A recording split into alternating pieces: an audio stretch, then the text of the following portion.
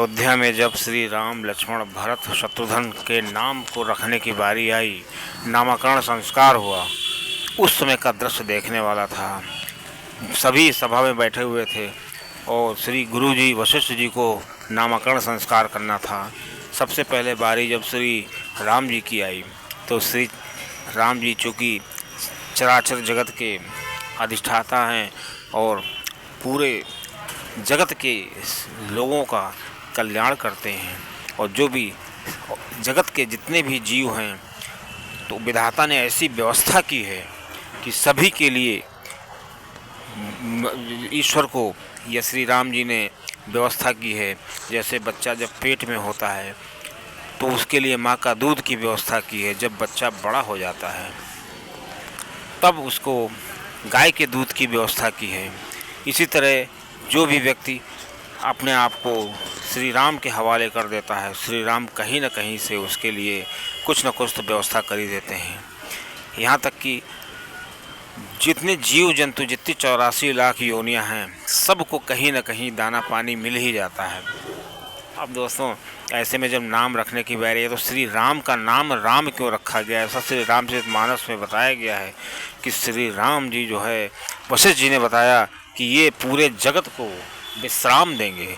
विश्राम का मतलब है कि वो सभी का कल्याण करेंगे, सभी को सुख देंगे, जिस सुख को पा करके चराचर जगत के जो जीव हैं वो चैन की नींद से विश्राम कर सकते हैं। इसीलिए उनका नाम राम रखा गया। बोलिए श्री राम भगवान की जय। अब दोस्तों, जब बारी श्री लक्ष्मण जी की आई, लक्ष्मण जी का नाम रखने की बारी आई तो वशिष्ठ जी को तो मालूम था ये साक्षात जो है नाग देवता हैं। अब उनकी जब बारी आई तो बताया कि श्री राम जी के अनन्य भक्त, मतलब एक ऐसा जो साथी, ऐसा कोई श्री राम जी जिससे बहुत ज़्यादा प्रेम करते हैं वो श्री लक्ष्मण जी हैं। क्योंकि बहुत बार ऐसा भी देखा गया है कि जब श्री सीता जी श्री राम जी से अलग थीं, वनवास के समय भी और शादी से पहले भी, लेकिन श्री लक्ष्मण जी कभी श्री राम जी से उनको अलग नहीं देखा गया। और श्री राम जी और लक्ष्मण जी का जो प्रेम था वो एक मिसाल थी। इसलिए दोस्तों, श्री राम जी लक्ष्मण जी से बहुत प्रेम करते थे। दोस्तों, इसी प्रेम की वजह से श्री राम जी को श्री लक्ष्मण जी हमेशा अपने साथ रखते थे। दोस्तों, इसी प्रकार उनका लक्ष्य था कि हम श्री राम जी की सेवा करेंगे जीवन भर। दोस्तों, इस प्रकार श्री लक्ष्मण जी का नाम लक्ष्मण पड़ा। उसके बाद श्री जब भरत जी की बारी आई तो चूँकि भरत जी बताया जाता है कि भरत जी के नाम से लगता है कि वो भरत लोगों को भर देंगे, लोगों को भरण पोषण करेंगे। इस बेस से उनका नाम रखा गया। जो श्री राम जी के नाम से का भरण पोषण करे, श्री राम जी की जो स्तुति है, श्री राम जी की महिमा, श्री राम जी की कृपा से लोगों का भरण पोषण करे, उसका नाम श्री भरत जी रखा गया। अब दोस्तों, जब शत्रुघ्न जी की बारी आई तो ऐसा भी कहा जाता है श्री शत्रुघ्न का नाम लेने से सारे शत्रुओं का नाश हो जाता है। दोस्तों, इस प्रकार जब शत्रुघ्न जी की बारी आई तो शत्रुघ्न जी का नाम लेने से जो शत्रुओं का नाश हो जाता है, उसकी फिलॉसफी है, उसका एक रहस्य है कि मनुष्य के जो असली शत्रु होते हैं वो काम, क्रोध, लोभ, मोह, माया, मत्सर, ये 6 प्रकार के लोभ होते हैं। और सभी व्यक्ति इन्हीं लोभों में पड़ करके अपने आप को भूल जाता है और उसको क्या करना चाहिए अपने कर्म से भूल जाता है, और वो गलत काम भी सब इसी को भूलने के कारण करता है। और सबसे पहले मनुष्य के अंदर कामना काम लेती है। और क्योंकि मनुष्य एक ऐसा जीव है 84 लाख योनियों में जो अपने मन के कामना करता है और प्रकृति के विपरीत भी कार्य करता है। अब दोस्तों, जब ये कामना जन्म लेती है उसके अंदर तो तरह तरह के वो कार्य करता है, बहुत उसकी महत्वाकांक्षाएं होती हैं, बहुत ही वो आगे बढ़ना चाहता है और तरह तरह से प्रयास करता है, धर्म अधर्म सभी तरीके अपनाता है। दोस्तों, इसी क्रम में उसको क्रोध भी आ जाता है। तो काम ख़त्म नहीं होता है, बस क्रोध शुरू हो जाता है। जब उसका काम नहीं बनता है, उसकी कामना नहीं पूरी हो पाती है तो उसको क्रोध आता है।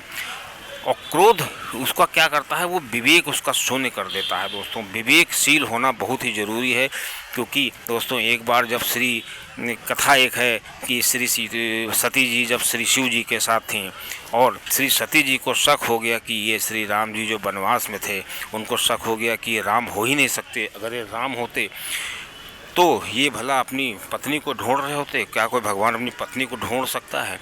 दोस्तों उनके संस्कार इस तरह के थे कि श्री शिव जी के लाख मनाने पर भी वो जो हैं यही मानती रहीं कि ये राम नहीं है। अब दोस्तों जब ये बात हो गई तो श्री शिव जी ने उनको उनके हाल पर छोड़ दिया और कहा कि उन्होंने कहा मैं परीक्षा लूँगी, श्री सती जी ने कहा। तो उन्होंने कहा ठीक है तुम परीक्षा ले लो जाके, लेकिन विवेक से कार्य लेना। उनके ऊपर छोड़ दिया कि तुम कैसे परीक्षा लेती हो। अब दोस्तों श्री सती जी का जैसे संस्कार थे उनके, तो उन्होंने सीता जी का भेष बनाया और श्री राम जी के सामने गई।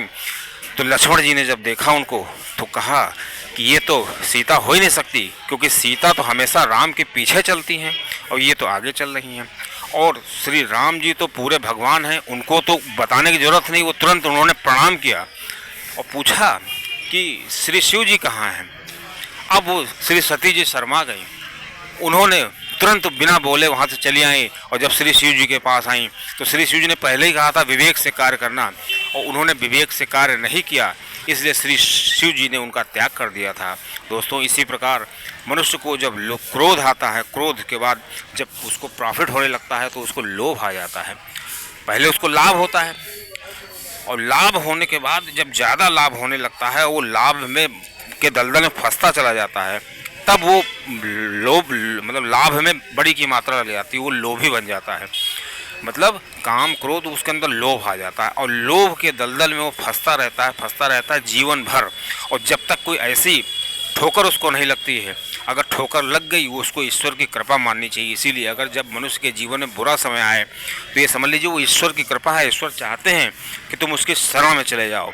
लेकिन जिसके चोट न लगे, जो अपने लोभ को एकदम बरकरार रखे जीवन भर और अनैतिक तरीके से धन कमाता रहे, तो वो समझ लेना चाहिए उस पर ईश्वर की कृपा नहीं है, वो जो है अपने आप अपना अगला जन्म बहुत बुरा कर रहा है। दोस्तों इसी प्रकार काम क्रोध लोभ, फिर उसके बाद मोह आ जाता है, क्योंकि जब लोभ होगा वहाँ पे मोह जरूर होगा और मोह की सीमा कोई है नहीं, और मोह के कारण मनुष्य बहुत बुरी तरीके से परास्त हो जाता है। और दोस्तों अब मोह का ऐसा कीड़ा होता है कि उसको शास्त्रों में मानस में बताया गया है कि वो एक शूल के समान होता है। मतलब जो कांटा होता है तो कांटा तो निकाला जा सकता है, जैसे हमको पता चल जाए, कोई सदगुरु मिल जाए, कोई संत मिल जाए, वो बता देगा भैया कांटा लगा है इसको निकाल लो। लेकिन उसको एक्सप्लेन किया गया है कि वो जो शूल होता है वो दिखता नहीं आँखों से और वो लगा होता है, मतलब मनुष्य के जीवन में पूरी तरीके से वो बैठ जाता है।